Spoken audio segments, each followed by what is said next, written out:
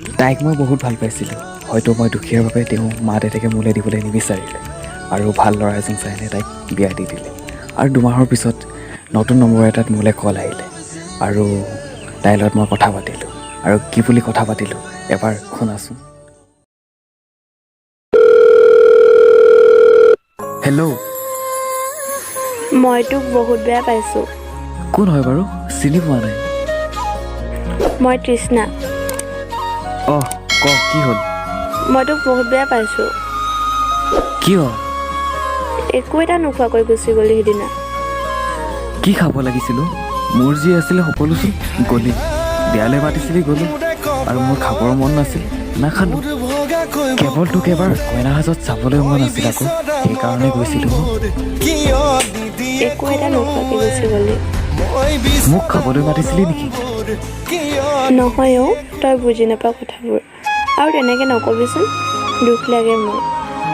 তোৰ মা বাবাৰ মুখখন কিন্তু চাবলগীয়া আছিল। কিয়? মোক এনেকৈহে চাইছিল যেন মই বিয়াখন ভাঙিবলৈহে গৈছিলোঁ। হ'ব। তই দেখোন জানই মই এইবোৰ বেয়া পাওঁ। অহ তই হেপী আছ নহয়? তই মোক ভুল বুজি আছ ন? আহা ভুলটো মোৰেই আছিল অ'। তোক নিজতকৈ বেছি ভাল পাই পেলাইছিলোঁ যে। হ'ব বাদ দে সেইবিলাক, নতুনকৈ জীৱনটো আৰম্ভ কৰিছোঁ। আজিৰ পৰা আৰু পুৰণি কথাবিলাক নকবি। তই সুখী মানেই মই সুখী। ভালকৈ থাকিবি। টোপনি ধৰা নাই? ইমান ৰাতি হ'ল। নাই অ', আজিকালি নিশাচৰ প্ৰাণী, ৰাতি ৰাতি গেম খেলোঁ। তই আমাক বেয়া নাপাবি দেই, মা তেনেকুৱাই। মই জানো। আৰু এটা কথা, মই একো এটা নাখালোঁ বুলি তোক কোনে ক'লে? মই জানো। হ'ব দে, আজিৰ পৰা ফ্ৰেণ্ড হিচাপে কথা পাতিম।